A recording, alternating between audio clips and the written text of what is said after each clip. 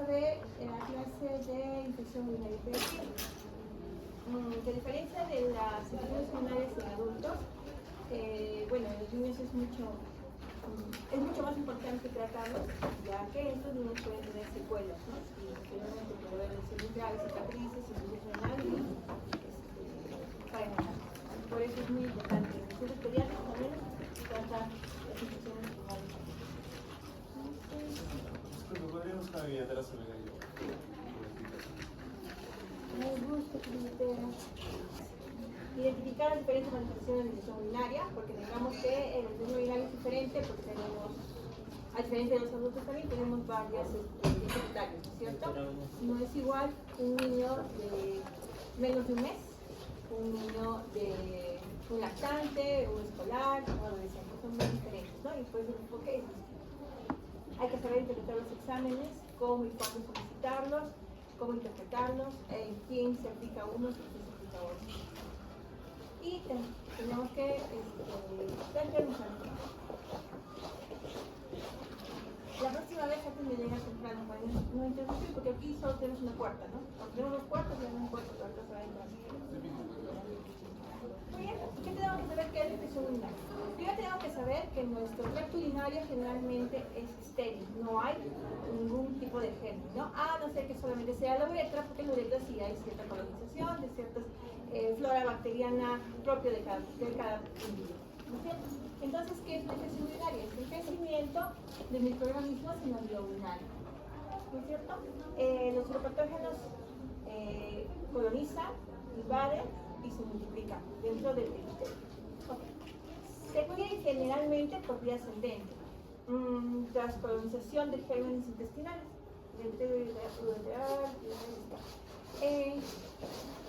normalmente, como les he dicho, la uretra tiene su propia flora bacteriana, ¿no es cierto? Y cuando hay una alteración en esta flora bacteriana, pues crecen gérmenes que pueden ser patógenos para nuestro organismo y que pueden tener cierta virulencia, ¿no? Y que pueden colonizar, invadir y multiplicarse. Y de acuerdo al grado de inmunidad que tiene el paciente, puede localizarse solamente en el tracto inferior, que tendríamos que ir una infección de vía urinaria baja, o puede ascender hasta el parénquima, los cálices renales, produciendo una infección urinaria alta. Eso depende del estado alimentario del paciente. Ok, y bueno, también tenemos que ver que hay ciertos procesos invasivos que pueden promover la aparición de las infecciones urinarias, ¿no? Ahora, esta ocurre definitivamente en algunas, en las estructuras dentro del tracto urinario, como el uretra, que se llama uretritis, vejigacistitis, los riñones, cálices y parénquima renal, la pleuritis. Ahora, puede ser sintomática o asintomática. Entonces, la infección urinaria es todos los eventos que ocurren luego de la colonización por ciertos gérmenes del tracto urinario y que estos pueden producir ciertos signos y síntomas que nos pueden producir que hay una enfermedad del tracto urinario, ¿no es cierto? Y esto se puede identificar mediante la... Yo no voy a disfrutar ni nada más. Y no se puede manifestar mediante un examen de orina tomado de una manera escrita, una forma de tomar una muestra escrita. Muy bien. Epidemiológicamente tenemos que saber que en los menores de 6 meses las infecciones urinarias son más frecuentes en los varoncitos, ¿ya? Pero a medida que van creciendo se hace más prevalente en las mujercitas. Más o menos el 5.8% es más frecuente en niños y la causa más frecuente de fiebre sin foco en menores de 3 años. ¿Qué es fiebre sin foco? Es una fiebre, es una temperatura mayor de 38.5 en un paciente que tiene que por lo menos 3 días seguidos donde no encontramos un foco aparente. O sea, el reviso todo y no encuentro nada. Entonces la causa más frecuente en menores de 3 años generalmente es la infección del tracto urinario. Ya en un 5.8% es infección del tracto urinario. En menores de 6 meses, más frecuente en varoncitos, mayores de 1 año, más frecuente en mujercitas. Muy bien.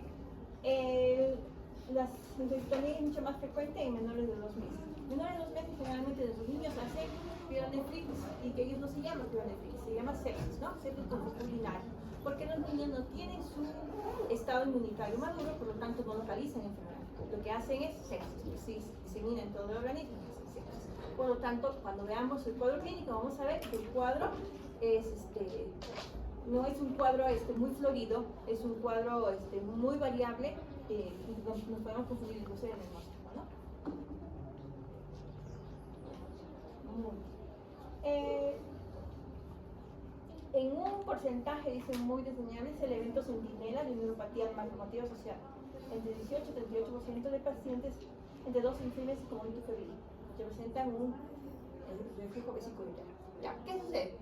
Cuando tenemos un evento de un paciente con cuadros febriles que corresponden a ictus recurrentes, más o menos un porcentaje entre 18 y 36% en mujercitas se debe a un reflujo vesicoureter. O sea, podemos pensar que ese niño tiene un patrón de reflujo vesicoureter y en un porcentaje de hasta 45% en varoncitos. ¿Por qué? Porque los varoncitos mayores de 1 año es mucho más difícil que hagan infección en tracto urinario, ¿no es cierto? Y si no vemos ninguna malformación externa, entonces hasta un 45% podemos atribuirle a un reflujo vesicoureter.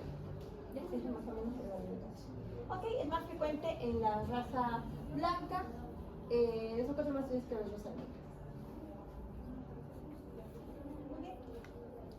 Más o menos entre un 12 a 30% de niños presentan una recurrencia durante 1 año tras el primer episodio de ictus. Ya se podemos esperar que de los 100 niños que han tenido infección del tracto urinario, 12 hasta 30 pueden hacer un cuadro recurrente. En cuanto a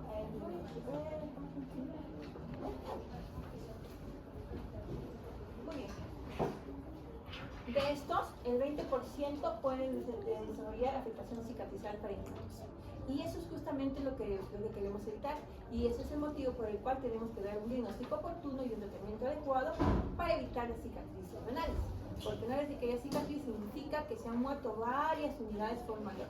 Unidades efectivas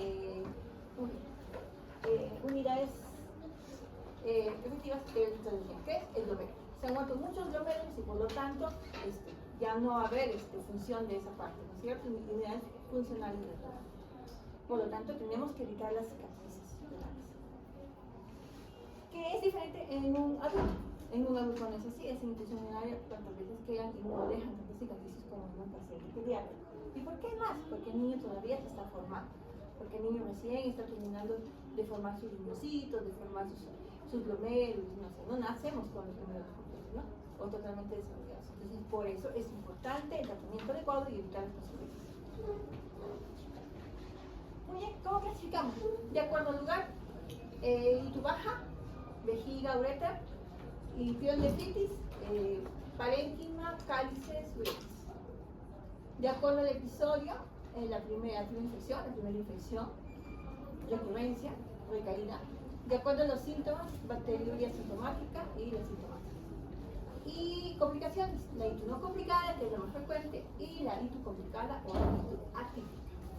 Tenemos que definir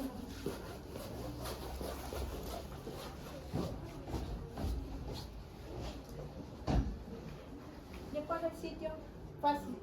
Ictus baja está limitada pues a la vejiga, ¿no es cierto? Y al ureter. Hay inflamación. Generalmente las ictus bajas se presentan más en niños continentes, mayores de 2 años. ¿Por qué? Porque ellos pueden manifestar que les duele, que les arde, que vayan varias veces al baño, ¿no es cierto? Mientras que los más pequeñitos no, entonces es muy difícil para identificar una ictus baja en un pequeñito. Más en ellos en las ictus altas. Por lo tanto, síntomas de inflamación, síntomas funcionales como disuria, poliacuria, urgencia medicinal y también hay bajo riesgo de lesión parenquimal, porque lógicamente la infección está localizada en la parte inferior, ¿no es cierto? Entonces no hay riesgo de que haya lesión parenquimal. Y la ictus alta, que es pielonefritis aguda, es infección del tracto urinario superior que compromete parénquima renal y uretis. Dentro de ellos, el síntoma más importante es la temperatura, la fiebre mayor de 38 grados. ¿Sí? es el signo más importante de una pielonefritis. ¿Y qué podemos decir? Que es una infección urinaria con repercusión sistémica. ¿Qué es repercusión sistémica? Fiebre, vómitos, dolor abdominal, a veces hacen cuadros de diarrea, malestar general, incluso pueden llegar a ser sepsis. ¿Ya? Eso es una pielonefritis. Dolor lumbar agudo, costovertebral. Hay alto potencial de daño renal y alto potencial de cicatrices verticales, ¿ya? Y lógicamente vamos a ver elevación de los restantes de fase aguda, ¿okay? Aunque no es tanto como una sepsis, pero sí. De acuerdo al episodio, la primera infección, ya saben que la primera infección es el de inmunidad que puede haber. Y la itis recurrente que se define por cualquiera de las tres. ¿No es cierto? 2 episodios más de ITU o más de un ITU alta, un episodio de ITU alta y 2 bajas, o 3 de ITU baja. Eso es una ITU recurrente. Bien, la recaída se asocia a aislamiento del mismo patógeno a pesar del manejo antibiótico adecuado, que puede ser el mismo o puede ser otro. Es persistente o puede ser no resuelto. ¿Ok? Y una reinfección es el aislamiento de un germen diferente. Por ejemplo, teníamos un E. coli y bueno, el siguiente fue un Proteus, ¿no? Aunque es un de acuerdo a los síntomas, pues una infección urinaria sintomática y una bacteriuria asintomática. La asintomática generalmente es un aislamiento del conteo de bacterias cuantitativamente significativo en urocultivo en orina, recolectada adecuadamente, pero no hay síntomas clínicos, con sedimento urinario normal. Eso generalmente lo podemos identificar cuando hacemos tamizajes. Digamos, el papá tiene una... Por ejemplo, yo tuve un paciente en la mañana. Es un paciente que ha sido trasplantado. ¿Ya? Entonces tiene problemas renales y no se sabe, probablemente sea autoinmune el papá, ¿no? El papá del niño. Entonces, lógicamente, yo tengo que hacer tamizaje con el pequeño. ¿No es cierto? Tengo que hacerle todos los exámenes de función renal, tengo que hacerle su examen de orina y eso es justo. Si en ese caso me salía, no tiene ningún síntoma, si en ese caso me saldría positivo, diríamos una bacteriuria asintomática. ¿Ok? Listo. Porque generalmente cuando hacemos tamizajes, hacemos tamizajes porque tenemos síntomas de sospecha, ¿no es cierto? Y generalmente son sintomáticos. Eso significa que hay colonización de la vejiga por bacterias no virulentas o bacterias patógenas atenuadas por el huésped. Y eso vamos a ver por qué. Muy bien. ¿Y qué es una bacteriuria significativa? O sea, ¿cuándo decimos que sí es una bacteriuria? Hay bacterias en la orina. Es el recuento de unidades formadores de colonia. ¿Ustedes han llevado microbiología? Yo me acuerdo, yo he llevado biología, tenía mi agar sangre ahí y tenía pues que sembrar, ¿no es cierto? Y luego de cierto contábamos, ¿no es cierto? Igual. Entonces, la definición de bacteriuria significativa es de acuerdo a la toma de muestra. ¿Ya? Porque tenemos varias maneras de tomar la muestra. Generalmente el más común en los continentes es el chorrométrico, ¿no es cierto? Y ahí es positivo cuando tenemos 50.000 a 100.000 unidades formadoras de colonia. En los pacientes pediátricos no continentes podemos usar el de cateterismo vesical, o sea, con sonda, ¿no es cierto? Previa una limpieza. Cuando tenemos más de 10.000 unidades formadoras de colonia decimos que es positivo. Y la última es la oclusión suprapúbica, que es bastante dolorosa, duele más que poner el catéter. Entonces, no usamos mucho, pero a veces en pacientes muy delicados se puede usar, ¿no es cierto? Basta uno y decimos que es positivo, porque se supone que adentro debe ser todo estéril. Entonces, y de acuerdo a las complicaciones decimos una ITU no complicada, que bueno, afecta al tracto urinario bajo, morfología y función renal normales, son inmunocompetentes, generalmente mayores de 2 años, síntomas misionales, buen estado general y restantes de fase aguda negativos. Una ITU no complicada. Una ITU complicada, menor de 2 años, síntomas de pielonefritis, deshidratados, malformaciones urinarias asociadas, alteración mecánica o funcional renal y falla después del tratamiento de 48 centímetros. ¿Y qué estoy escribiendo? Probablemente una ITU típica, aunque hay más componentes que no. Dentro de las ITUs complicadas hay 2 complicaciones que se pueden dar. Uno es el absceso renal y otro es una nefritis local. Los abscesos son muy raros en los pacientes, ¿ya? Sin embargo, una nefritis también es una infección, una inflamación de cierta parte de la inflamación. Estos accesos son muy raros. Generalmente eso se da en pacientes que tienen, uno, que sea un germen no E. coli, o lo otro es de que sea un paciente no inmunocompetente, con algún tipo de inmunosupresión. Puede ser adquirido o puede ser congénito. En los pacientes, en los pediátricos, existen los dos. Muy bien, entonces tenemos que ver etiología. ¿Cuál es el germen más frecuente? E. coli. La E. coli es el germen más frecuente en una infección de tracto urinario, llegando un 80% en niños y hasta un 90% en niños. ¿Ok? Entre bacterias y E. coli. Muy bien, entonces, de 10 al 15% de restos se distribuye en Klebsiella, Proteus, Klebsiella pneumoniae, Enterobacter, Streptococcus, etc. ¿Ya? Pero la más frecuente es E. coli. ¿Por qué? Porque es una enterobacteria que está cerca, el ala está cerca al medio urinario, entonces por continuidad se trata más. Es cierto que también las otras enterobacterias pueden producir infecciones urinarias. Sin embargo, el E. coli tiene ciertas características que le hacen más propensas a producir infecciones urinarias. ¿Ok? En los recién nacidos, como ustedes saben, los recién nacidos hacen sepsis y ellos hacen infecciones urinarias por diseminación hematógena. Por lo tanto, cualquier germen puede ser. ¿Y cuáles son los 3 gérmenes más frecuentes en un paciente neonato? Ya. Listeria. Son los tijeras. Muy bien. En mujeres adolescentes, Staphylococcus autrophilus es lo más frecuente, porque a veces, por fricción, en adolescentes sexualmente activas es frecuente el hallazgo de Staphylococcus aureus. ¿Ya? Por el mismo, ¿cómo le llamaba?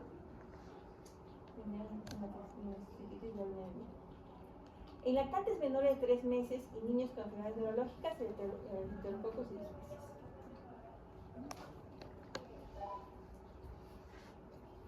Muy bien. Entonces, el E. coli tiene unas características un poquito especiales que pueden producir mayor infección extraurinaria. Presenta actividad de adherencia y flagelos. Tienen 2 tipos posibles, ¿no? Tipo 1 y tipo 2. El tipo 1 generalmente está asociado más a bacterias asintomáticas. ¿Ya? ¿Por qué? Porque estas se acuerdan que es más frecuente. Y la de tipo 2 o tipo P son las que producen mayor virulencia y mayor daño. ¿Ok? Son resistentes al pH, inhiben la peristalsis ureteral, fibrosis de tipo 1, infección baja, fibrosis tipo B, diabetes aguda. Pero como el tipo 1 está asociada a bacteriuria sintomática. Y las fibrosis tipo P o 2 están asociadas a pielonefritis y a cicatrices renales. Existe, más o menos se ha visto que se codifican como 11 genes, 11 tipos de 11 genes que están clasificados para producir el PIR tipo 2 o el tipo P. ¿Ya? Aparte de eso, generalmente la vía de infección, como hemos dicho, es ascendente, ¿no? Ascendente proveniente de la flora intestinal o de la zona genital. Por eso que cuando vemos un paciente, yo les he dicho a mis alumnos de práctica, cuando examinamos a un paciente, el examen tiene que ser completo. Cuando examinamos infección de vía urinaria, no solamente vamos a ver introducción lunar, puntos laterales, tenemos que ver la zona anal, la zona perianal. ¿Por qué? Porque como son pequeñitos, muchas veces no nos damos cuenta que de repente no tienen ano, de repente lo que tienen es una fístula. Y la fístula puede estar muy cerca a la vejiguita, a la vaginita inclusive, ¿no? Entonces es una fístula, es un agujerito no continente, entonces muy fácilmente que las heces salgan y se vayan. Por eso que el examen tiene que ser completo. Y van a ver cuántas sorpresas se van a dar. No solamente en estreñimiento, en todo tipo de patologías, incluso neurológicas. El examen tiene que ser completo, porque van a encontrar muchas cosas muy interesantes en las patologías. Muy bien. Hematógenas generalmente en sepsis, estafilococo, pseudomonas, salmonella. ¿Quiénes son estos que pueden producir eso? Generalmente los pacientes que están hospitalizados. Pacientes que han sido hospitalizados, por ejemplo, por neumonía, ¿no es cierto? Y en algún momento va a ser bacteriemia. y puede producir también infección urinaria. Por ejemplo, los pacientes que te hacen bronquiolitis se complican en la infección del tracto urinario, que puede ser por bacteria o puede ser también viral. Los virus son muy poco frecuentes y casi escasos. El adenovirus es uno de los más frecuentes que te pueden producir infección del tracto urinario, ¿ya? Pero no es tan florido como una bacteria. Entonces, pacientes que son hospitalizados, pacientes que son inmunocomprometidos, VIH, síndrome de Down, PCI, desnutridos, esos pacientes van a ser generalmente infección hematógena, ¿no? Y por lo tanto probablemente no vamos a encontrar un E. coli, sino otro tipo de gérmenes como Pseudomonas, Klebsiella, Protozoa. Y por continuidad, ¿no? Por continuidad como mencionar asistencia. Ok. ¿El E. coli qué pasa? Produce daño renal por adherencia y producción de toxinas, obstrucción capilar y respuesta inflamatoria. Resulta, los factores de violencia bacterianos dependen también de la inmunidad del huésped, ¿no? Influyen en la severidad de infección. Resulta que nosotros tenemos dos receptores en la mucosa del epitelio urogenital, ¿no es cierto? Que se llaman TOL, ¿no es cierto? Receptores TOL, TRL.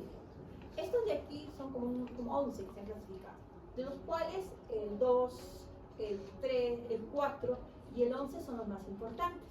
Entonces, generalmente está asociado a infecciones intestinales, pielonefritis, cicatrices renales, pero la que nos produce mayor lesión es la 4, la TRL4. ¿Por qué? Porque esta produce lesión, movilización de citoquinas y problemas inflamatorios, produciendo mayor daño renal. Entonces, ¿qué tenemos? Tenemos que las infecciones urinarias, como la pielonefritis y el daño sistémico, se deben más a la reacción exagerada de la inmunidad, más que el daño directo por la bacteria, por el E. coli. Pero eso también se debe pues, a que nuestra bacteria pues, tiene su pili 2 tipo 2. Esta va y actúa a nivel de tiene receptores en las células urogenital, que son glucoproteínas,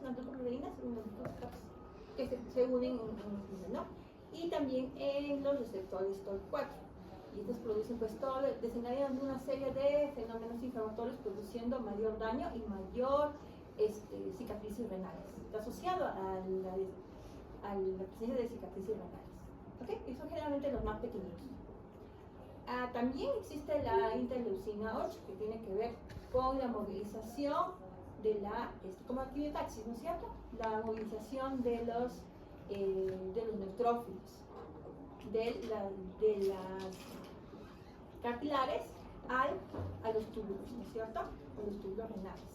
Y estas producen. En cambio, cuando no hay movilización de interleucina 8, entonces tenemos que nuestra pielonefritis va a ser mucho más severa. Cuando no hay movilización de interleucina 8. Cuando hay mayor reacción inflamatoria, mayor daño también. Okay. El otro, también tenemos fenómenos que nos ayudan a lo que es eliminar la infección urinaria o prevenir la infección urinaria, lo cual es la micción, ¿no es cierto? La orina. Generalmente nosotros eliminamos las bacterias por barriga. Por eso vamos a ver que niños que tienen problemas para la micción, como por ejemplo los niños con PCI, ¿no es cierto? Que muchos de ellos hacen vejiga neurogénica. O sea, no funciona los esfínteres y hacen obstrucción, entonces ahí tienen mucho más tiempo la orina y entonces se contamina y no hay el barrido y la bacteria está ahí. En pacientes que tienen reflujo vesicolateral, elimina la orina, queda cierto residuo vesical, se llena, asciende y produce infecciones urinarias con frecuencia. ¿En quiénes más? Aquellos pacientes que tienen lesiones neurológicas también, ¿no? También pueden producir, no solamente PCI, ¿no? Hay niños que tienen mielitis transversa, parálisis de otro tipo de enfermedades, etc. ¿Quiénes más? Los que tienen constipación, estreñimiento.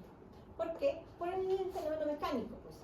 Se llenan las heces en el recto, obstruye la salida, se mantiene la vejiga llena o hay residuo y este residuo se va, hay gérmenes que van ascendiendo, se va contaminando y asciende nuevamente. Entonces también pueden producir lesiones, pueden producir diseminación ascendente de la bacteria.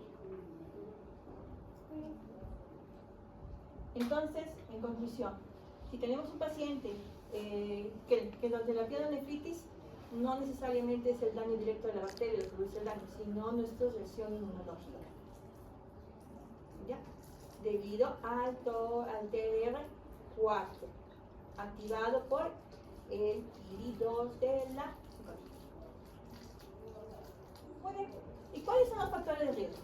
En pediatría todo tiene que ver con factores de riesgo, antecedentes y todo eso, porque generalmente son niños que recién nacido y recién están terminando su formación. Entonces pesa bastante los antecedentes, ¿no? Prenatales, antecedentes familiares, etcétera, etcétera. Muy bien. Entonces ya sabemos que el sexo es muy frecuente en los niños pequeñitos, los varoncitos es más frecuente en las infecciones urinarias, más que en las mujercitas. En el recién nacido de 4 a 1. En los preescolares de 1 a 15, más frecuente en las mujercitas, ¿no? En los escolares de 1 a 30. Por eso, cuando tenemos una infección de tracto urinario en un varoncito, tenemos que buscar malformaciones externas primero, ¿ya? ¿Cómo cuáles? Malformaciones primero. Puede ser hipospadias, epispadias, ureter un poco dorsal o ventral, etcétera, o si no, doble salida del ureter, etcétera. También y lo otro, fimosis, ¿no? Fimosis que generalmente es fisiológica, pero con el transcurso de los años o del tiempo tiene que ir descendiendo. El medio ambiente, mala higiene. No está ciertamente muy asociado a las infecciones urinarias en sí, pero sí en las mujercitas por el hecho de que el arrastre, ¿no? Al momento de la limpieza después de defecar, ¿no? Que lo hacen de la parte de atrás hacia adelante, entonces arrastran el germen y puede contaminar. Eso. El uso de pañal. No tiene una relación con el tipo de pañal, ni con la frecuencia, sino con el tiempo con el que están con el pañal sucio paciente, ¿no? Generalmente más en mujercitas que en varones. Infectación por los churos, dicen que sí, pero no está muy probado, no tiene mucha evidencia. Pero dicen que por el mismo hecho de que, bueno, los churos en la noche sale del ano y migra por toda la parte perineal, bueno, puede ir arrastrando los gérmenes, ¿no? Por eso se podría decir que los churos también pueden producir infección, que es un factor de riesgo, básicamente, ¿no? Pero entendamos que si un paciente es inmunodeprimido, cualquier factor de riesgo le va a producir infección viral. Expresión previa a antibióticos. Ahí vamos con lo que es la bacteriuria sintomática. La bacteriuria sintomática generalmente está asociado a la pili tipo 1. Esa bacteria tiene expresado en su cápside, en la parte externa, el pili tipo 1. Esto va y llega y se localiza también en el TLR2, en el TLR4. El TLR11 no se sabe muy bien cuál es la asociación o lo que puede producir después, pero sí sabemos que produce pielonefritis. Ahora, entonces, ¿qué pasa? Que está un poquito la estimulación o el efecto que produce en el TLR4 de tal manera que no desencadena todo ese fenómeno inmunológico. Por eso que las bacterias sintomáticas generalmente son asintomáticas, no producen mayor daño ni mayor reacción inmunológica, porque no hay pielonefritis, no hay lesiones. Son con bacterias con baja virulencia, ¿no? Ahora, es cierto, se han hecho varios estudios sobre el tratamiento de este tipo de pacientes y se ha visto que cuando nosotros damos tratamiento a niños que tienen bacteriuria sintomática, lo que hacemos es barremos ese tipo de germen no virulento y promovemos el crecimiento de bacterias sí virulentas. ¿Ya? O sea, ya no un E. coli que expresa pili 1, sino un E. coli que puede expresar pili tipo 2, que es mucho más virulenta y que produce mucho más patogenia. Por lo tanto, el hecho de usar antibióticos puede producir infecciones del tracto urinario porque barremos nuestra flora. No solamente por infección urinaria damos antibióticos, damos por gripe. Todos tienen gripe, les damos amoxicilina. Y yo no entiendo por qué, pero la gripe es por virus, rinovirus, ¿no? Generalmente. Y no sé por qué damos antibióticos. Y encima les dan amoxicilina con ácido clorhidrato. ¿No es cierto? Y yo no entiendo por qué les dan amoxicilina con ácido clorhidrato. Porque si vemos que ya tienen faringitis, ya pueden hacer su faringe toda inflamada. Genial. Pero entonces demos amoxicilina sola. ¿Por qué amoxicilina con ese problema? Porque tenemos que entender y estudiar que ciertas bacterias tienen cierto mecanismo de resistencia. Entonces, no serviría de dar nada a un estreptococo que no hace pelicilinasa, pues no es cierto. ¿Para qué le voy a dar un inhibidor de la pelicilinasa si esa bacteria no produce pelicilinasa? Entonces, tenemos que aprender qué gérmenes tenemos, cuál es su mecanismo de resistencia para saber qué medicamentos usar. ¿Y por qué les digo amoxicilina con ácido clorhidrato? Porque esa es la primera línea de tratamiento para una infección urinaria. Pero como le damos para faringitis, para infección de piel, para gripe, entonces ya no, pues son muy resistentes ya. Los E. coli resistentes a amoxicilina con ácido clorhidrato, hace unos años era un medicamento muy eficiente, ¿no? Incluso en neumonías en ancianos manejábamos muy bien ese medicamento, pero ahora ya no, porque manejamos muy mal los medicamentos. ¿Y eso por qué? Porque no hemos leído, no hemos revisado y nos da miedo, pues por si acaso le damos de todo. Okay. Portadores de catéteres urinarios, lógicamente, aquellos que tienen talla vesical o aquellos que tienen catéteres, ¿no? Generalmente los que tienen vejiga neurogénica usan tallas vesicales. ¿Qué son tallas vesicales? Es un agujerito en la vejiga con su sondita ahí para poder evacuar. ¿Quiénes son los que usan? Vejiga neurogénica tienen los que han tenido mielomeningocele, no controla, o aquellos que tienen PCI o lesiones tipo meningitis, encefalitis, que se han quedado con secuelas, también hacemos. ¿Sí? Muy bien. Y estilo de vida, ya les he dicho, constipación. ¿No es cierto? La constipación puede producir infecciones urinarias. Obesidad también, porque cuanto más obeso estamos, nuestra inmunidad va bajando. Por ingesta de líquidos, claro. Si no tomo agua, no micciono, y por lo tanto no hay arrastre de orina en las bacterias. Por lo tanto, si no tomo líquido, me va a la infección urinaria. Por eso lo primero que tenemos que hacer cuando vamos a hospitalizar a un paciente es hidratarlo. Vía oral o endovenoso, pero hay que hidratarlo. No exagerando, pues no, dando sus valores, hidraten. Muy bien. Síndrome de eliminación disfuncional, lo que les decía, ¿no? Vejigas neurogénicas. Lo otro son los niños que ustedes tienen hermanitos, tienen primitos, hijos. Hermanitos y primitos, sobrinitos. Ya, ¿ustedes han visto a los niños? Cuando tienen 2 o 3 años, bien. Cuando van al jardín, tienen 4 años, ¿no? Y les gusta ir a jugar. Y si están jugando, se olvidan de ir al baño, se olvidan de comer, se olvidan de dormir. Pero lo más importante es que se olvidan de ir al baño. Entonces tienen más tiempo reteniendo la orina. Y eso nos está produciendo mayor tiempo de la orina en la vejiga. Y si hay un germen que ha ascendido, entonces tenemos caldo de cultivo para nuestro contacto urinario. Por eso es más frecuente en los niños, en los preescolares y escolares, infecciones urinarias por eso, más que nada en mujercitas, ¿no? Las niñas se olvidan y una vez me llegó una niña que tenía, ¿cuántos años tenía? 5. No, tenía 7 años. Me la trajo de emergencia el profesor, porque se quejaba de dolor abdominal, se quejaba demasiado. Y nosotros dijimos, es una apendicitis, porque recuerden que un dolor abdominal para 2 es muy grave. Entonces le eché y empezamos a realizar. Pero qué sorpresa, tremendo globo vesical. ¿Qué pasa? La niña se aguantó tanto que le empezó a doler mucho el cuerpo. Y cuando empezó a misionar, pues le dolía mucho, ¿no? Estaba haciendo ya una cistitis. Pero eso pasa más en los pacientes, los escolares, los preescolares, ¿no? Porque se distraen, no van a. Les dicen en la hora del recreo para ir al baño, no, ellos se van a jugar o a comer. La actividad sexual en adolescentes también. Sabemos que los niños cada vez el despertar sexual es mucho más temprano, ¿no? He tenido pacientes de 10, 11 años gestantes, por lo tanto relaciones sexuales pueden empezar a los 9 años, 10 años, ¿no? Muchos de ellos son trata de personas, de blancas, como se dice, ¿no? Prostitución. Pero algunos no son así, gestantes de 12, 13 años. Entonces, en ellas vamos a ver que si tienen relaciones sexuales con frecuencia van a tener infección del tracto urinario, ¿no? Por la fricción o por el abrazo. La lactancia materna sí está probado que es un factor protector para la infección urinaria. ¿Por qué? Por las inmunoglobulinas que tiene la leche materna. Por eso, más que nada.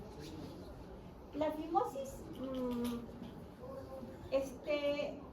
se puede decir que si un paciente está haciendo una infección del tracto urinario a repetición, febril, a repetición, o sea, pielonefritis, se le puede aconsejar que sí pueda hacer una cirugía.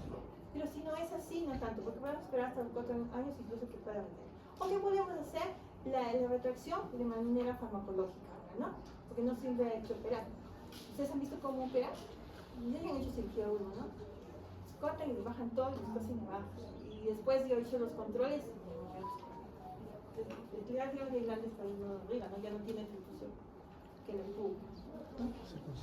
Pero bueno, en todo caso, la indicación sería, o sea, la indicación sería, pues, siempre y cuando nuestros pacientes estén haciendo infecciones de tracto urinario recurrentes, febriles, ¿no? Con el riesgo de que hagan cicatrices renales, y ahí podría estar indicado hacer una cirugía, pues, para bajar el prepucio. Dice que un no febril presenta 8 veces más prevalencia de ictus de un niño con dificultad. Eso es lo que dice la teoría, ¿no? El reflujo vesicoureteral también es frecuente. En esos hay 8 veces a más veces de infección de tracto urinario. A repetición. Vejiga neurogénica, lo que hemos dicho. Y cuando tenemos historias de familiares con infección de tracto urinario o reflujo vesicoureteral, entonces en esos niños es un factor de riesgo urinario. Pues yo le decía, ese niño que vino porque su papá le han hecho un trasplante renal, entonces ese niño hay que ver qué factor de riesgo más tiene ese niño, porque puede ser que sea algo inevitable, ¿no? ¿Y cuáles son las manifestaciones clínicas? Pueden ser muy heterogéneas y pueden ser dependientes de la edad. Cuanto más pequeñito sea, más inespecífica es el cuadro clínico. Por lo cual tenemos que tener un alto índice de sospecha y establecer un diagnóstico y tratamiento temprano. ¿Qué significa? Por ejemplo, en un recién nacido y lactante de menor de 3 meses, lo más frecuente es que vamos a encontrar una sepsis. ¿Qué significa? Una pielonefritis. Vamos a empezar con fiebre. Fiebre, 3 o 4 días con fiebre sin foco previo. ¿Qué más? Vómitos, inapetencia, pérdida de apetito, irritabilidad, letargia. Puede haber ictericia cuando es un poquito más severo, porque la sepsis va acompañada de daño hepático, ¿no es cierto? Pero palidez, incluso convulsiones. ¿Bien? Y lo menos frecuente es que haya dolor abdominal, hematuria, orina fétida. Eso es lo menos frecuente que vamos a encontrar en un pequeño. ¿Okay? En lactantes mayores de 3 meses y 2 años, lo mismo. Fiebre, primera causa de fiebre sin foco, hiporexia, falla de Medro. ¿Qué es falla de Medro, chicos? ¿Sabe alguien falla de Medro? Ya, a ver, ¿qué es falla de Medro?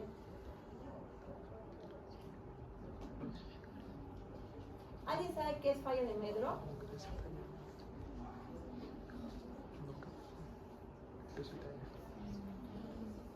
Peso y talla debajo del percentil, ¿no es cierto? Que le corresponde de acuerdo a la edad, en 2 o 3 controles.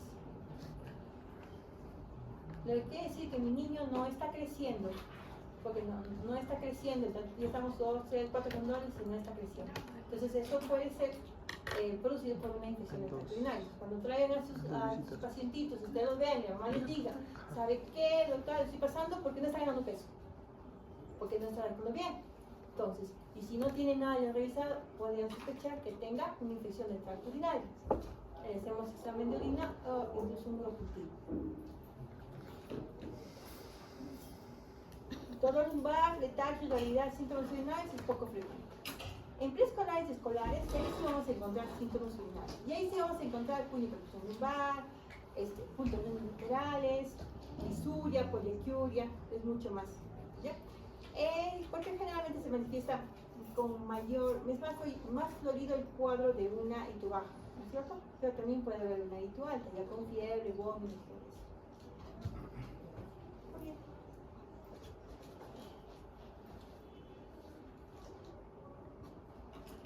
Aquí tenemos más cuadrito. Esto es de la guía de ITU de San Borja, del Universidad. Que es lo mismo. En los menores de 3 meses, generalmente asociado más a cuadro séptico, por eso que todos los menores de 3 meses, cuando tenemos sospecha de infección urinaria, lo hospitalizamos. El tratamiento es doble y porque esos niños pueden ser realmente sepsis. Y en cambio, de 3 a 2 años, los observamos y buscamos el foco, ¿no? Sospechamos siempre también una pielonefritis. Y en los mayores, generalmente es una infección de tracto urinario, pero no podemos eliminar también la pielonefritis. Entonces, ¿qué tenemos que hacer? Para hacer un diagnóstico tenemos que hacer una buena historia clínica, un buen examen físico y hacer nuestros exámenes de laboratorio adecuados y faltar nuestro diagnóstico y manejo. ¿Ya? De todas maneras, siempre tenemos que hacer el diagnóstico de descarte y plantear las posibles complicaciones que pueden presentar nuestro paciente. Entonces, en historia clínica, ¿qué tenemos que ver? Antecedente materno de reflujo vesículo-uretral. Infecciones urinarias en el embarazo o RPM. ¿Por qué? Si el niño es muy pequeñito, si tiene RPM, probablemente va a ser sepsis, también con pulmonar. También tenemos que ver si es que durante el embarazo la mamá tenía alguna ecografía así, donde decía que había algún tipo de malformación renal. Porque a veces nos llaman, cuando nos llaman a la sala, nos dicen, no, paciente en la ecografía tenía hidronefrosis. Y bueno, si a veces nace, entonces tenemos que estar observando al paciente, a ver si tiene algún problema renal, si va a hacer infecciones y demás. ¿Sí? Cirugías previas que requieren colocación de sonda vesical. Por ejemplo, ya no creo que le pongan mucho, pero cuando hacen apendicitis, mastectomía, a veces les ponen sondas vesicales. ¿Ya? Pero a veces les hacen micción alienta, pero puede ser que a veces les puedan poner en ciertos tipos de cirugías. En el sitio de detección, número de episodios, sintomología y complicaciones. Hay que ver si es una ITU baja, ITU alta, qué síntomas tenía y qué tipo de complicaciones, qué síntomas tiene y tipo de complicaciones para tener. El inicio para control de esfínteres también, porque es importante, porque ahí estamos viendo desarrollo psicomotor. No es lo mismo que un niño te avise al año y medio, 2 años, o que te avise a los 5 años, ¿no es cierto? No es lo mismo que un niño camine hasta el año y medio o que te camine los 3 años. Significa que si está pasando eso, hay de retardo del desarrollo psicomotor, hay daño neurológico. Y si hay daño neurológico, yo puedo pensar que puede tener incontinencia urinaria, incontinencia fecal, o que puede tener vejiga neurogénica. Por eso es importante en la anamnesis averiguar todo ese tipo de antecedentes. ¿Ya? Si ha habido asfixia al nacer, si ha convulsionado, todo ese tipo de cosas, porque todo eso afecta luego en todo el desarrollo de su organismo. Muy bien. La ingesta de líquidos, ¿cuántos niños toman agua? Los niños, hay niños que toman un montón de agua, están en el baño todo el rato. Hay niños que no tienen ni una gota de agua. No hay que ver cuánto de agua toman. Vamos a ver cuántas, vamos a ver si eso es recurrente, ¿no? Cuántas citus bajas han tenido, si han tenido, ¿no? Pielonefritis, etc., ¿no? También tenemos que averiguar si han usado antibióticos, si han sido recién nacidos, han tenido sepsis. Sepsis usamos ¿qué? Antigenta, ¿no es cierto? Y la agenda es nefrotóxica. El hábito de aseo en las niñas, también eso, cómo van al baño, cómo lo hacen. Todo eso es importante, ¿no? Hábitos funcionales, cómo van al baño, ¿no? Se distraen, van al colegio, no van al baño, todo eso es importante, ¿no? Y el uso de fármacos nefrotóxicos.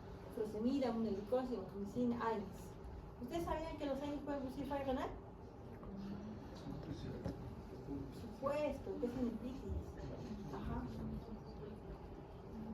Sí te producen. Cuando trabajaba en el seguro, me mandaban, tipo de médico general, trabajaba en el salud. Entonces venían los señores, que eso generalmente son crónicos, pues, ¿no? Y te venían a hacer, te venían referencia. ¿Por qué? Para diálisis. Y generalmente esos pacientes tenían historias de lumbalgias, de artralgia, de osteoporosis, tratamiento, diclofenac intramuscular, 5, 6, 7, 8 días, naproxeno diario, AINES, ¿no? Estaño. Muy bien, y luego el abordaje de nación, el examen físico completo. Ya les he dicho, empezamos por funciones vitales, pulso, cómo está, respiración, temperatura, tensión arterial. Es importante a todo paciente pediátrico, más que nada si estamos pensando en un problema cardiológico o problema renal, tomarle la presión arterial.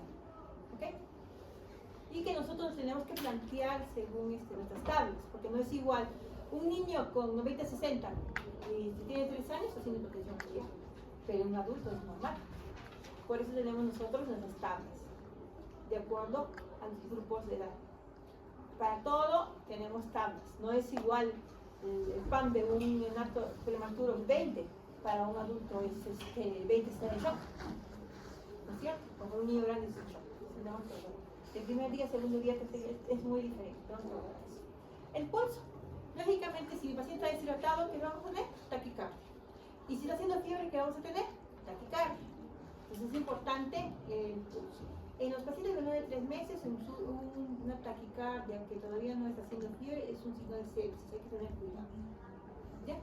Especialmente cuando ustedes vayan evolucionando sus pacientes, cuando se vayan internado, van a evolucionar sus pacientes, ¿no? Y a veces vienen lactantitos de un mesito, un mes y medio, están haciendo taquicardia y no está deshidratado. ¿Por qué será? Está chocando, debe pasar. Entonces tenemos que vigilar, lo primero que hacemos. Luego, tenemos que revisar sus tarjetas. ¿Por qué tu tarjeta? ¿Por qué yo voy a ver falla médica? ¿Cómo está su peso y talla para la edad? Tus controles, ¿cómo está oyendo? Si mi niño no está creciendo en los últimos 3 meses, podemos pensar que tiene un crecimiento. Una de las causas. Muy bien. Hacemos el examen físico, general primero, piel, todo eso, y luego localizamos. ¿Okay? En los bebés tenemos que ver abdomen. ¿Por qué? Porque puede ser que nuestro niño tenga una masa, un nefoblastoma, ¿cierto? Puede ser que tenga globo vesical, puede ser que tenga algún absceso, una masa en el receptor. Por eso es muy importante el examen de abdomen. ¿Qué más? También la columna vertebral, ¿qué ven así? Una cosita, ¿no? Entonces puede haber un mielomeningocele, por lo tanto va a tener probablemente una lesión neurogénica, retención urinaria, y estamos viendo que eso es un factor para hacer infección urinaria. Entonces hay que revisar todo. Revisar si tiene anito, de repente no lo tiene, y como tenía fístula grande, entonces no se dieron cuenta. Porque muchos de estos niños no nacen en hospitales, nacen en centros de salud, nacen en su casa y no les hacen el examen adecuado. Hay que hacerlo. Hay que hacerlo, por favor. Y hemos tenido nosotros ahora último en esta práctica un niño que ha venido al hospital a los 6 años por insuficiencia cardíaca, con hipotensión pulmonar severa, pero 6 años, nunca le han dicho que soplaba y siempre está en su postita de eso. El médico ha dicho que es normal. ¿No, chicos? Es normal que se gire. Entonces, ¿por qué? Porque no revisan, porque no lo ven. Hay que revisarlo bien, ver lo que es normal y lo que no es normal. Si no lo ven, deriven, ¿no? Si es que no se puede manejar en su zona, deriven. Mejor es exceso que por defecto. ¿Sí? En todo, en todo. Yo esta semana tengo tan mala suerte que hay puros pacientes ya de diagnósticos tardíos. Y da mucha pena. Bien, luego la fimosis, pues, ¿no? Lo que vemos, la fimosis fisiológica en el primer año, hasta los 4 años se puede retraer. Si no, se puede usar betametasona en la parte del prepucio, puede ayudar. Si no, ya lo último es cirugía, ¿no? Siempre y cuando se está asociado al riesgo de cuadros frecuentes de bioreflexia. Definitivamente los niños que hacen infección de tracto urinario siempre tienen algún defectito más. Entonces, cuando le decía, cuando van al hospital y hay niños hospitalizados, la mayoría tiene, o sea, no son niños normales. Estamos en el COVID. ¿Nos hemos muerto nosotros? No. ¿Nos ha dado COVID? A muchos sí les ha dado. Algunos, como a mí no me ha dado, dice que estaba en primera línea. ¿Por qué? Porque tengo un sistema inmunitario adecuado y mucha gente no lo tiene. Son personas que siempre se están enfermando. La gente que está en el hospital, los niños que están hospitalizados, algo más tienen, algún defecto más tienen, hay que buscarlos. Además tienen, ¿por qué se están enfermando? Porque hacen nitritis recurrente, porque hacen pielonefritis, porque hacen aovecosis. Muy bien, y entonces vamos a los exámenes sociales. Ya hicimos nuestra anamnesis, ya hicimos nuestro examen físico, y entonces encontramos el examen neurológico. Entonces, ¿qué hacemos? Todos tenemos en un centro de salud la tira rápida, ¿no es cierto? ¿Y qué tenemos ahí? La leucocitoesterasa. ¿Qué es la leucocitoesterasa? Es una enzima que produce los neutrófilos. Y esos son detectados por la tirita reactiva, que es muy fácil de ubicar en todas partes. ¿Okay? Entonces, es una señal indirecta de leucocitosis. Es muy sencillito, pero poco específico. Luego tenemos la prueba de nitrito. Existen algunas bacterias en la cabeza, el E. coli, que reducen los nitratos a nitritos. Y eso sí es muy, es muy específico. Es poco sensible porque muy pocas veces podemos traer un tracto urinario. ¿Por qué? Porque para tener nitritos positivos tiene que tener por lo menos 2 horas la orina antes de poder tener la orina en reposo ahí para poder nosotros tener un nitrito positivo. ¿Qué significa eso? Generalmente hay que tomar la primera orina en la mañana.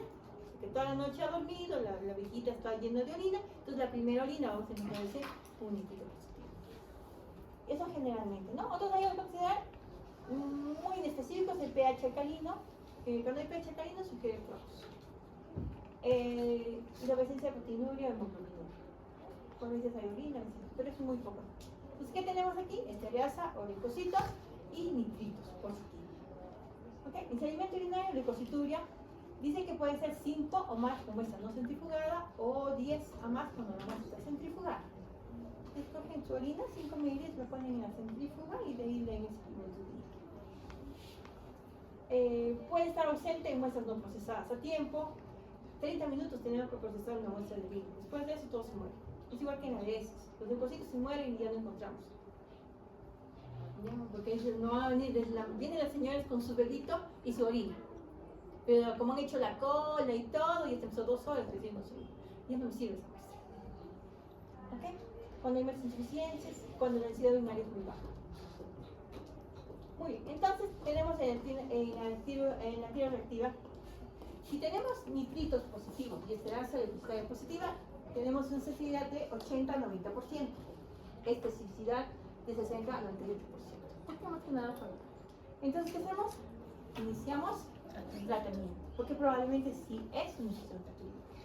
Si tenemos nitritos positivos y estereasa negativos, tenemos probablemente una infección de tracto urinario, porque tenemos nitritos. Entonces, tomamos el cultivo e iniciamos tratamiento. Si tenemos nitritos negativos y estereasa leucocitária positiva, solo si hay síntomas podemos iniciar tratamiento. Pero si no tenemos síntomas, tal vez podemos tomarle una muestra o observar. ¿Ok? Y si los dos son negativos, no necesito. ¿Ya? Está descartado.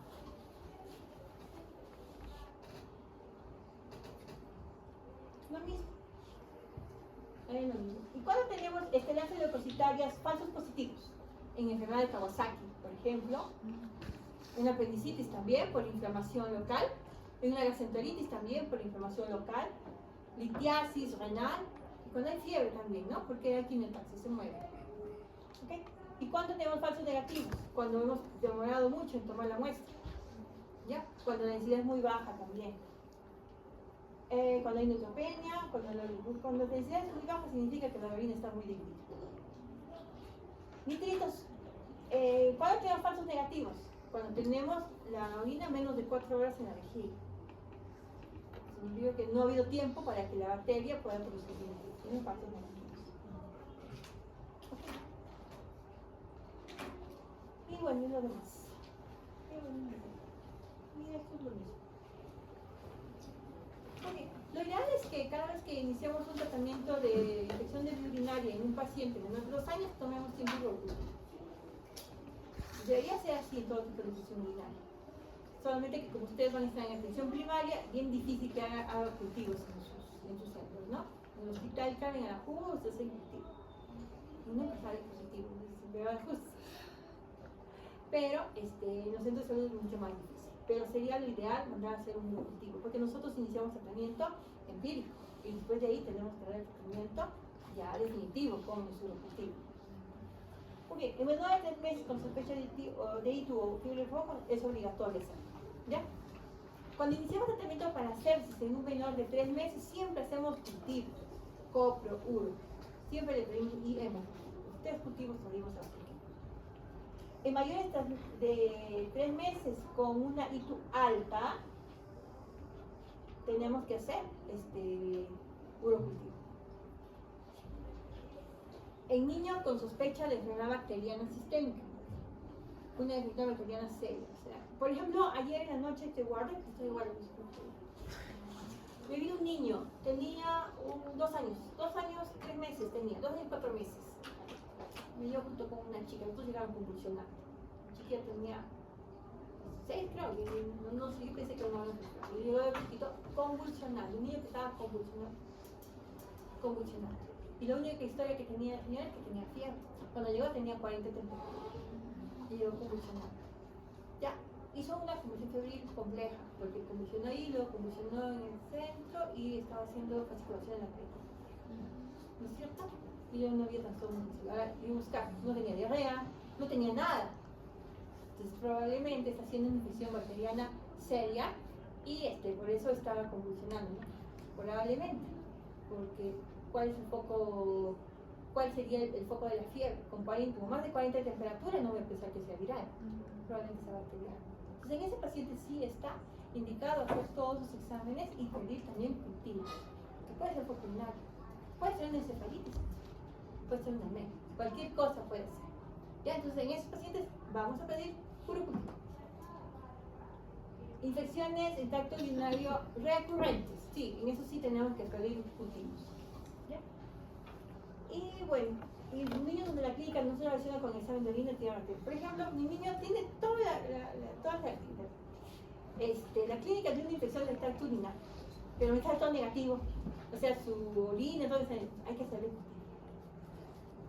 Más todavía si es pequeñito.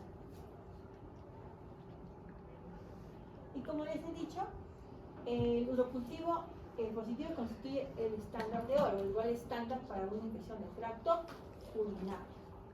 Eso es. Para el diagnóstico de generalmente tenemos que hacer de manera estéril, ¿ya? Dice que se puede conservar el refrigerador hasta 24 horas, de 2 a 8 grados centígrados. ¿Ya? Pero lo ideal es que tú tomes la muestra y lo siembres, no lo refrigeres, ¿no? Pero tal vez para el traslado, ¿no? Porque de repente están haciendo un serum, no sé, están haciendo un serum boca quiatay. Oh, en el río N, y yo estaba al fondo y más al fondo. Ahí puedes tomar tu muestra y con tu y hasta llevar a tu hospital, ¿verdad? Podría ser. Mejor te llevas a tu paciente. Claro. Entonces eso, ¿no? Y niños que controlan esfínteres, ¿qué hemos dicho? Tenemos que ver los niños continentes y los niños no continentes. Los continentes son aquellos que nos avisan, pues, nos dicen ya cuándo van a mencionar. Y los no continentes son los bebés que mencionan en su pañalito. ¿No es cierto? Entonces, en los continentes generalmente preferimos el chorro medio. ¿Ok? El chorro medio. O, ¿cómo se llama? El chorro expectativa, ¿no? Estamos esperando lo que orine y apenas orina estamos capturando. ¿No? Estamos a la expectativa, si es eso. Y en los niños no continentes preferimos para un cultivo, para un examen de orina, para un tamizaje, para ver si tiene infección urinaria. Viene mi niño con fiebre, tiene 6 meses, tiene fiebre ya 2 días, su gargantita todo está bien, ya le voy a pedir un examen de orina, solo un examen, entonces le pongo su bolsita colectora. Pero solamente para emitir el reactivo, para mi segmento. Pero si yo voy a pedir un cultivo, lo ideal es hacer cateterismo. Ya con cateterismo hacer el cultivo a ese nivel. En el hospital siempre hacemos con cateterismo para cultivo. ¿Ya? Y si bueno, y si es un niño que está muy grave, está muy mal, está en UCI así, entonces podemos hacer cateterismo, hacemos función propia. ¿Ya? Y ya les he dicho cuáles son los valores para los, ¿cómo aquí está? Función suprapúbica, cualquier color. Con cateterismo, mayor de 10.000. Para el chorro medio o a la expectativa, 50.000 a 100.000 unidades modales. ¿Okay? Falsos positivos, cuando está contaminado, cuando no limpiamos bien, cuando hay secreción vaginal. Contaminación con antisépticos utilizados, error de laboratorio. Falsos negativos, cuando tenemos tratamiento previo. Por eso hay urocultivos con valorador de antibióticos. También se hacen urocultivos con valorador de antibióticos. Arrastres disépticos, cuando hay obstrucción uretral completa, ¿qué vas a hacer si está obstruido? La orina está acá arriba y sacas orina del otro lado, nada más. Tampoco es falso negativo. Lesión localizada no comunicante, o sea, está aislada la orina en esta parte que está infectada y por aquí está todo normal, tampoco te va a salir nada, ¿no? Y cuando está muy diluida, densidad urinaria muy diluida, o sea, muy baja. Y bueno, microorganismos inusuales que requieren otros medios de cultivo. De repente salió negativo, tiene toda la clínica y de repente no sea un E. coli, por eso no crece. Puede ser otro. Puede ser pseudomonas, puede ser.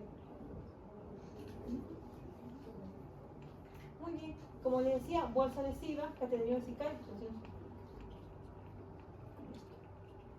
Otros exámenes de laboratorio.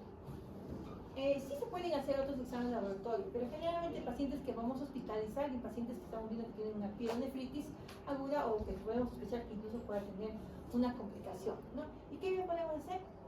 Hemocultivos en los bebitos sí tenemos que hacer, hemocopro y urocultivos en los pequeños para ver si tiene una bacteria y una sepsis, ¿ok?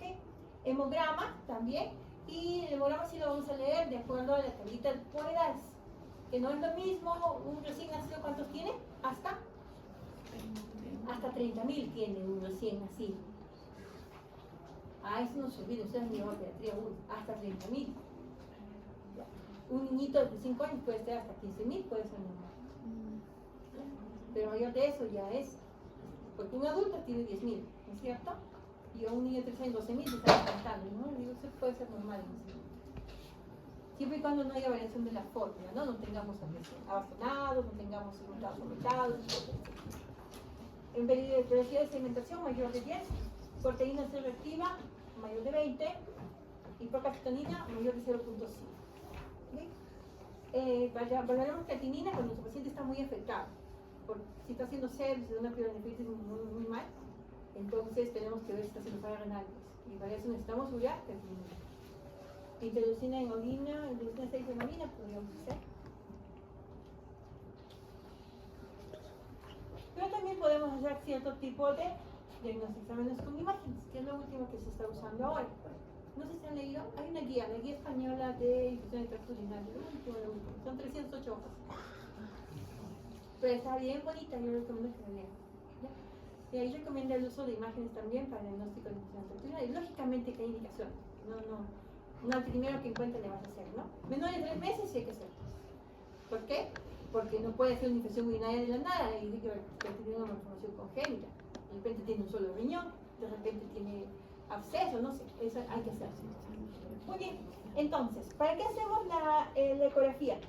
La hacemos para el diagnóstico de malformaciones renales, en el 15%. No es útil para el reflujo vesicoureteral porque se supone que está en movimiento, no se puede hacer, no me sirve. Pero sí me sirve para ver si tiene riñón, si tiene uno solo, si tiene implantación baja, etc. Y también nos puede servir para ver la diferenciación córtico-medular. ¿Ya? Que también eso tiene tablitas de acuerdo al grupo de edad, ¿no es cierto? Pero cuando se ve que está muy adelgazado para la edad del paciente, entonces se puede ver que sí está haciendo atrofia cortical, que está haciendo pielonefritis y que probablemente nos esté dejando cicatrices renales. Eso ya lo vamos a ver con la mamografía. ¿Sí? Entonces la ecografía nos sirve para eso, que es el primer examen que podemos pedir. Bien, según la guía NICE se recomienda después del primer evento de ictus febril en menores de 6 meses. Si tenemos una pielonefritis en menores de 6 meses, hay que hacerse. ¿Ok? Y pacientes que tienen una ictus recurrente, definitivamente hay que hacerlo. Es según la guía NICE. Y según la Academia Americana de Pediatría, dice después de la primera infección urinaria febril, de 2 hasta 24 meses. O sea, todos menores de 2 años que hacen pielonefritis, hay que hacerle una ecografía para descartar malformaciones congénitas.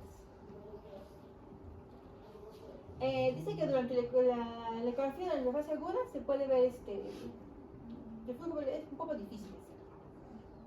Pero sí podemos buscar características de infección urinaria típica, que vamos a ver que es una hidrocardia. ¿Ya? Y posterior a la fase aguda se recomienda para diferenciación córtico-medular. La ureterocitografía miccional. Esto se hace con contraste y es un tipo de radiografía. Esta sí se hace para detectar reflujo vesicoureteral, que tenemos en niveles, del 1 hasta el 4. Cuanto más alto es el nivel, mayor probabilidad de que hagamos infecciones de tracto urinario y mayor probabilidad de que cuando haga infección de tracto urinario nos deje cicatrices renales. Entonces sí se puede hacer para el diagnóstico. Este es el gold estándar para diagnosticar reflujo vesicoureteral. Bien, indicaciones, recomienda menores de 6 años con una ITU atípica o recurrente. O niños de 6 a 3 años con una ITU atípica o recurrente también. En Asociación Americana de Pediatría, recomiendan de 2 a 24 meses después de la segunda ITU febril. O después del primer ITU con malformaciones. Si ya hizo su ecografía y tiene malformaciones, ¿no? También hay que hacer esto porque también puede ver. Muy bien. ¿Qué vamos a encontrar? Vamos a encontrar reflujo, valvas de uretra posterior, anomalías ureterales. A veces los ureteres están bífidos, son 2, a veces están implantados muy abajo, etc. ¿No? Y anomalías vesicales, por el uretrocele, o puede ver que tenga muy pequeñito, o sea muy grande, ¿no? Y esto es el gold estándar para una pielonefritis aguda, pero que no se puede hacer, lógicamente es caro. Pero en el seguro, en el sí hay, ¿no? Pero Lo usan más que nada para pacientes con cáncer. Muy bien, gamografía renal con... Se considera actualmente el gold estándar para detectar afección renal, ¿no? En la actividad nefitis. ¿Qué pasa? Cuando nuestro paciente está, cuando hay daño renal, lo que vamos a ver es que no capta mucho la sustancia de contraste y por lo tanto vamos a ver imágenes como el TEOX. Aquí está bien y aquí está mal, ¿no es cierto? No. Entonces aquí hay daño renal, aquí debe haber cicatrices renales. ¿A quiénes se tiene que hacer?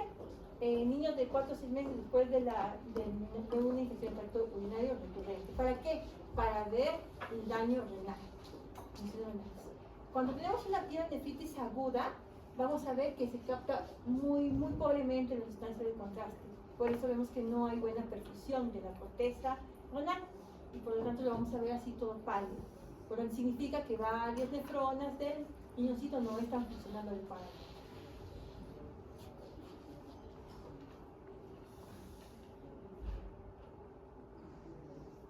Muy bien, esto es el reflujo vesicolateral, vemos del 1 al 4.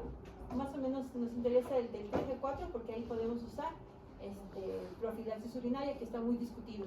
Porque como hemos dicho, si damos el tratamiento antibiótico no indicado a un paciente, podemos producir resistencia bacteriana o proliferación de gérmenes patógenos. Por eso solamente se da a los que tienen 3 o 4, los que ya tienen mucho riesgo de ser cicatrices renales.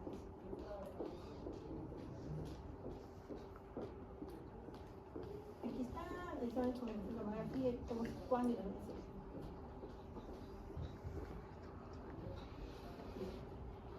Entonces, creo que no estaba en la mina para hitoatípica. ¿Qué es una hitoatípica, chicos? Voy a pasar a la infección, la hitoatípica está definida como una infección del tracto urinario que no sea tratamiento después de 48 horas, donde no cede la fiebre después de 48 a 72 horas de tratamiento. Por ejemplo, tengo a Susanita que ingresó, tiene 1 año y medio, entra con 40 de temperatura y he iniciado ceftriaxona, ¿ya? A dosis para tratamiento de urina 50 por kilo de peso y estamos en el tercer día y sigue con fiebre. O sea, ahí puedo sospechar de una hitoatípica. Entonces, en ese paciente que tiene hitoatípica yo tengo que descartar varias cosas. ¿Qué tengo que descartar? Que puede haber una complicación como un absceso renal, por lo tanto, le tengo que sacar una ecografía para descartar un absceso renal, ¿cierto? En ese paciente también tengo que ver cómo está su función renal, porque me puede empezar a hacer falla renal. Entonces, ¿qué tengo que hacer? Urea y creatinina, para ver si hay daño renal, ¿cierto? Para ver función renal. Luego de eso, ese paciente también me puede estar haciendo alteración hemodinámica, ¿no es cierto? Por lo tanto, tengo que ver todo su perfil de sepsis, porque el paciente puede hacer sepsis. Es una ITU complicada, ¿no? Luego de otro, tengo que reclamar su cultivo, porque una hitoatípica también es un germen diferente al E. coli o un E. coli leve. ¿Por qué? Porque tengo que rotar antibióticos. Eso es una hitoatípica. ¿Ya? Eso es lo que tienen que saber. Y más que nada les digo así, porque cuando ustedes ven un paciente que no es tratamiento, ustedes tienen que pensar, también puede ser eso, también puede. Entonces ustedes tienen que ampliar sus estudios para ese niño. Porque te puede ser hitoatípica en el primer episodio de infección urinaria. Entonces ustedes tienen que descartar rápidamente, porque si no lo hacen pueden haber secuelas. ¿Okay? Las cicatrices renales y la función renal alterada. Muy bien, entonces ¿qué hacemos en una hitoatípica? Una ecografía renal vesical.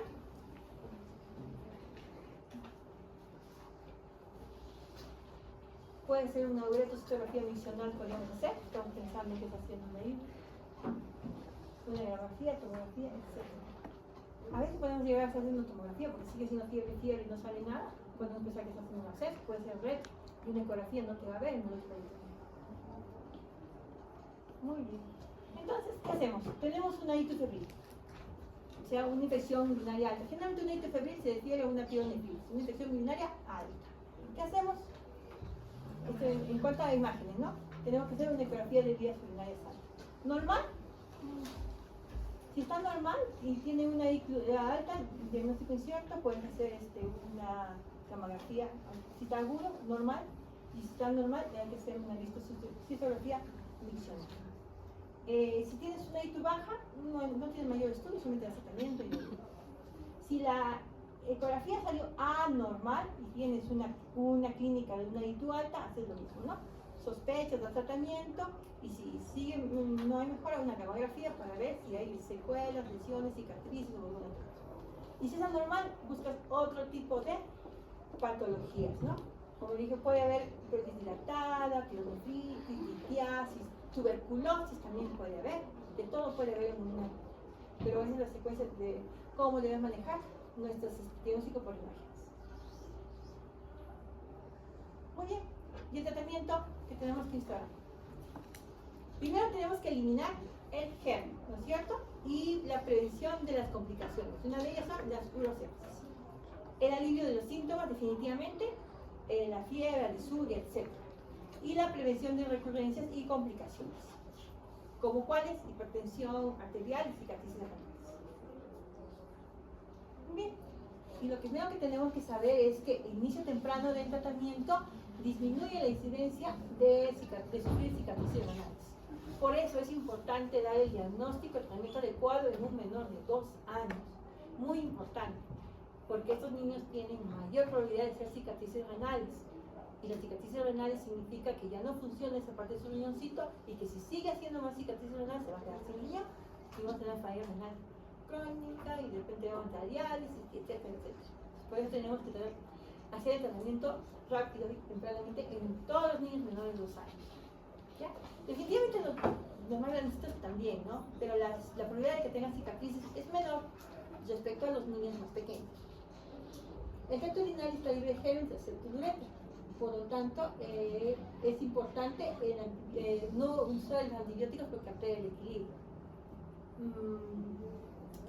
Ustedes, no sé, lo más que ustedes no van mucho a los pacientes, ¿no? Por ejemplo, cuando tenemos pacientes que tienen fracturas expuestas, ¿no es cierto? Les dan ceftriaxona, clindamicina en el tratamiento a veces, ¿no? O les dan otro tipo de antibióticos. Pero si barremos toda su flora, no vamos a dar cuenta que esos niños o esos pacientes después van a hacer infecciones urinarias. ¿Por qué?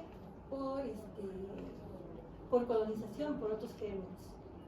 Después hay que tener mucho cuidado a los pacientes hospitalizados y manejo de antibióticos. La hospitalización aumenta la posibilidad de desarrollar patógenos resistentes, como les he dicho, ¿no? Puede haber cualquier tipo de patógeno antibiótico. Muy bien. En caso de ITU alta, entonces el tratamiento por más de 48 horas aumenta un 47% la formación de cicatrices renales. Entonces, todo paciente que te venga a tu consultorio con fiebre y estás pensando en una piedra, manda en emergencia para que le hagan el diagnóstico rápido. Porque si lo va a hacer por consultorio, va a salir en 2 días, 3 días, 4 días, 5 días, y el paciente ya está muy bien. ¿Okay? Y el caso de la selección de antibiótica empírica se basa en el patrón local de susceptibilidad, ¿no? De los antibióticos en una zona, evitando aquellos que tienen resistencia. Por eso es que es importante que todo pequeñito menor de 2 años, cuando inicie tratamiento, mande lo cultivo, porque así sabes qué patrón más o menos tienes de resistencia en tu localidad. Generalmente acá salen polos y que son sensibles, muy poca ceftriaxona, más amikacina, aminoglucosa, pero en otros lugares no es así. Ahora últimamente están haciendo mucha resistencia al timertopin metronidazol. Sí, ya no, están haciendo más resistencia a eso. ¿Por qué? Porque para gripe, para todo los antibióticos. Ya parece paracetamol. Para la fiebre ya está perdiendo sensibilidad para hacer este tratamiento de emergencia, porque la primera línea era sulfatos. Amoxicilina para ciclopramida también es la primera línea porque tenemos la cistitis. Sin embargo, ahora está perdiendo cada vez. Nitrofurantoína todavía conserva su sensibilidad o la sensibilidad para poder manejar esto. ¿Por qué? Porque la nitrofurantoína es bien fea, produce náuseas, artritis del estómago. Por eso es que no toman así nomás, por eso todavía sigue vigente la nitrofurantoína. Sin embargo, esa no se puede usar en una ITU alta porque no concentra bien a nivel de sangre ni a nivel de pelvis ni parénquima. Lo usamos para ITU baja. Medidas generales. Dicen que vemos suplementario estaban, entre comillas, usando los jugos de arándanos, que se podía usar 5 minutos. Generalmente yo he visto que esto usaba nosotros no usamos, ¿tá? Pero lo usan en sus pacientes que tienen malformaciones de los órganos genes urinarios, ahí usan, porque son hitos a repetición. Usaban bastante, no sé si les diría bien, pero algunos estudios van en pro y algunos van en contra, ¿no? Pero era uno que sabía. La limpieza de prepucio y retracción, o sea, la corrección de la fimosis sería bueno, de manera médica sería mejor, no requeriría cirugía. Lo otro, los niños tienen que ir al baño cuando tienen que ir al baño, tanto para defecar como para mencionar. Señales que tienen que tener momento mencionar. ¿Ya? Bueno, se comen y tienen que ir a mencionar. No pueden estar jugando todo el día sin ir al baño. Hidratación. Tenemos que aprender a dar a los niños agua, o cuando están hospitalizados hay que hidratar a nuestros pacientes. A veces los vemos ahí en hospitalización y vemos que siguen deshidratados, pobrecitos. Entonces hay que hidratar a los pacientes. Si toleran vía oral, pues vía oral, ¿no? Y si no toleran, pues hay que ser endovenoso con mucho cuidado, ¿no? Con su Holiday Segar o con su aumento de cuadros grados de hidratación que tenga. Pero hay que hidratar a los pacientes. Cistitis. Entonces, el tratamiento empírico de cistitis es con antibiótico de primera línea. Entonces, de primera línea está la nitrofurantoína, de 5 a 7 mg cada 6 horas. Eso es lo malo, la frecuencia que tenemos que dar la nitrofurantoína, sí que es bastante gastrolesiva, pero es muy buen antibiótico. Dimetropin y silmetaxazol también está indicado de 6 a 12, pero no nos olvidemos que está aumentando la resistencia a este antibiótico. Cefalosporina de primera o segunda generación. Usamos cefalexina o cefaclor para una infección urinaria baja. También podemos usar amoxicilina con ácido clavulânico. También nos va bien con infección de tracto urinario. Pero los 40-50 miligramos por kilo. La fosfomicina es lo que estamos usando ahora con mayor frecuencia. Sin embargo, no lo tenemos mucho en Huancayo, pero la fosfomicina va muy bien en infección de tracto urinario. 80-100 por kilo de peso. La cefaloxina también es buena, pero es bien fea, igual que la nitrofurantoína. Lo malo es que a los niños es bien fácil, ¿no? Al adulto le das y como se la va a tomar. Pero a los niños hay que ver con el sabor, a ver la frecuencia, cómo la va a tomar. Un poquito difícil marcar si no es el sulfaquimetopin, sulfamethoxazol está contraindicado en prematuros y recién nacidos porque produce ictericia, ¿ya? Por competición. No le doy a todos. Ok, y la antifurantoína no le voy a dar tampoco menor de 3 meses. Ya porque produce daño hepático, no le puede dar. Entonces, cistitis, dimetropin, amoxicilina, fluorúrica, y nitrofurantoína, que es lo que debemos hacer. Porque la mayoría de los cultivos que se ven son muy sensibles a nitrofurantoína. Pero en cistitis, no se olviden, no podemos dar una piel de nitrofurantoína. Además, no existe nitrofurantoína en nosotros. Cuando tenemos una pielonefritis, una nitro alta, podemos dar tratamiento también ambulatorio, siempre y cuando el paciente tolere la vía oral y el familiar sea bastante competente para darle tratamiento, ¿no? Y no tenga signos de complicación. ¿Cierto? Si tenemos una pielonefritis, nada más, pero que no está deshidratado, la fiebre no es muy alta, y tolera la fiebre, no está teniendo mucho vómito, podemos usar de tercera generación, como cefixima, podemos usar eso, o podemos usar aminoglucósidos vía intramuscular, ¿no? Como micacina o getancina, que todavía son bastante sensibles. Ciprofloxacina también podríamos usar, sin embargo, también su sensibilidad está disminuyendo. La resistencia bacteriana para cipro también, porque también lo usamos para cualquier cosa, valoramos la cantidad. El tratamiento intravenoso está indicado en aquellos pacientes menores de 3 meses, siempre, ¿ya? A menores de 3 meses no le puedo dar tratamiento vía oral para su casa, ambulatorio nunca. Generalmente se hospitaliza por cualquier patología, neumonía o bronquiolitis.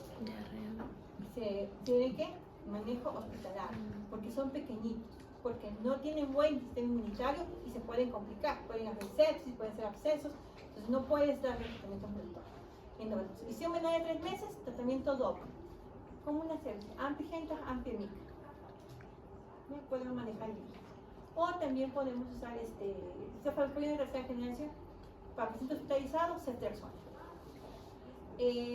Es tiempo dependiente, por lo tanto hay que darle cada 12 horas. Dosis para hitos, 50 miligramos de peso, 80 centavos. Muy bien, aquí tenemos que hospitalizar sí o sí.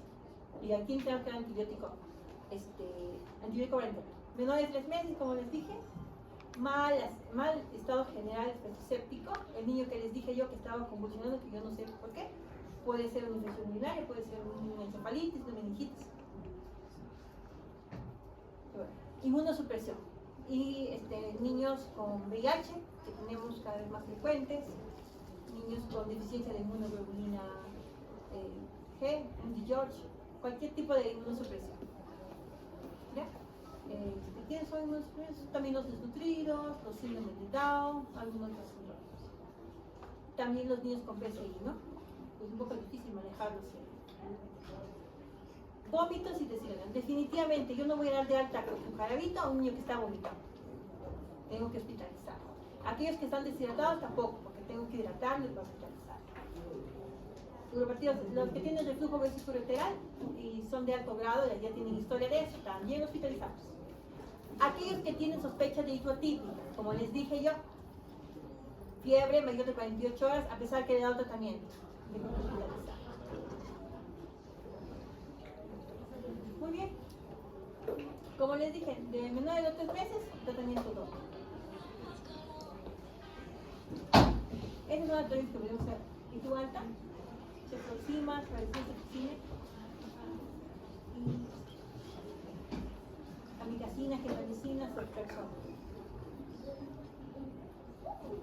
Muy bien, ¿cuánto tiempo le va el tratamiento?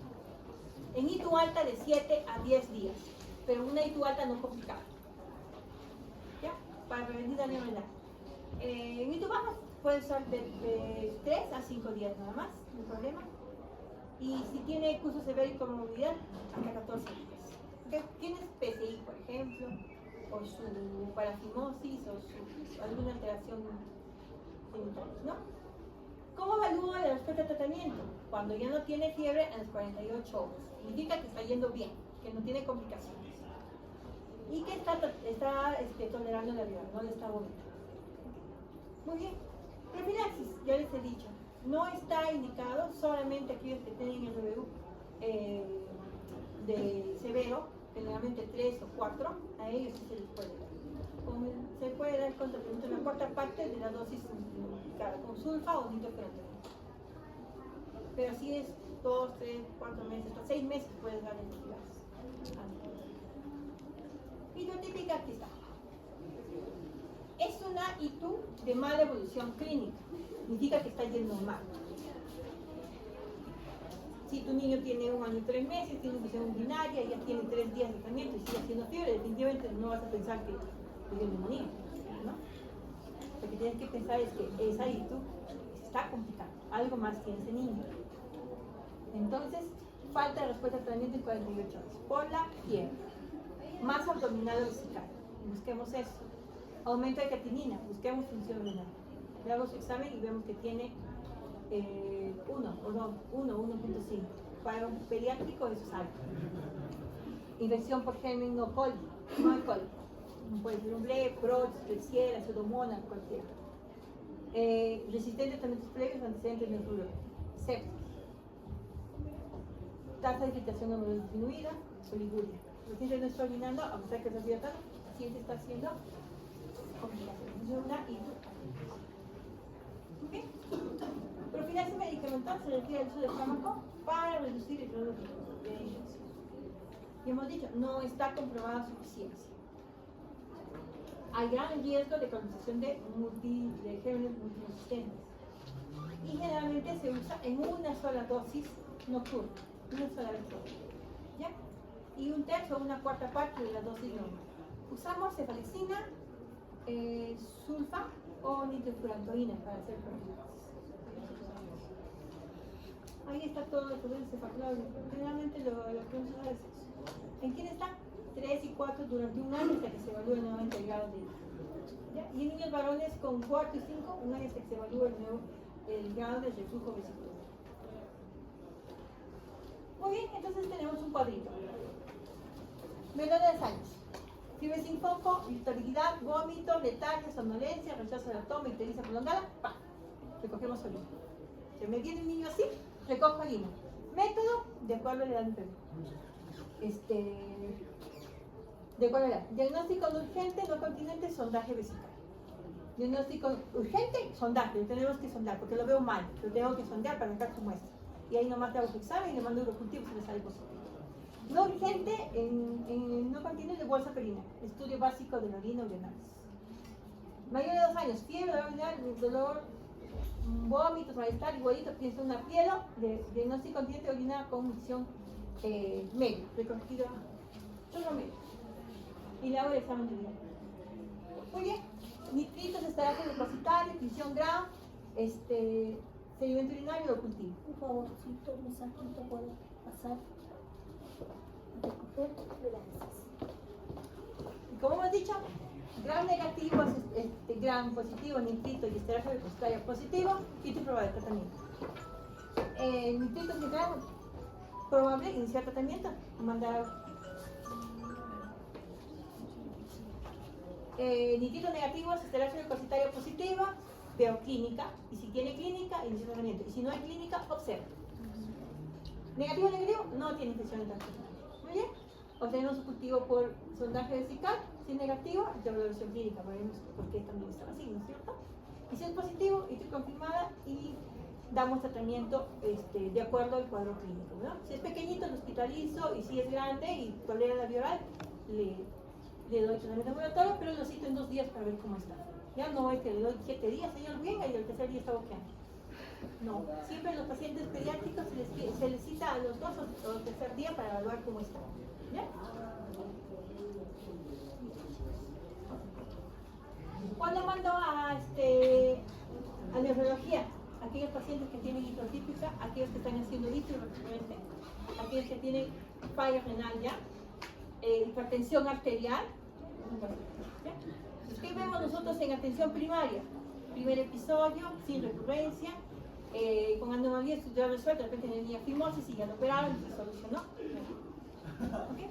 Y cuando hay seguimiento mayor de 6 meses. Pero a veces el neurólogo te manda a hacer seguimiento, entonces tú estás haciendo seguimiento y a los 6 meses estás devolviendo. Porque no vaya a ser que usted lo mande, y ya no, que te mandé, no vuelvo a verte nunca más. No, a veces lo devuelven y a los 6 meses tratan de control, entonces ustedes tienen que hacer un seguimiento mensual, a ver cómo está señora, cómo está creciendo, cómo está su tallita, cómo está esto, aguanta esa infección, le hago los exámenes, seguimiento, ¿ya? Por favor, no me lo abandonen a los niños, lo mandan y fuera, yo te mandé el neurólogo, es el neurólogo, y ya nunca más con el neurólogo. Gracias. Chicos, esas son las guías que hemos usado y son las guías que deben manejar ustedes, ¿ya? De San Borja y las guías también. ¿Listo, chicos? Eso es todo.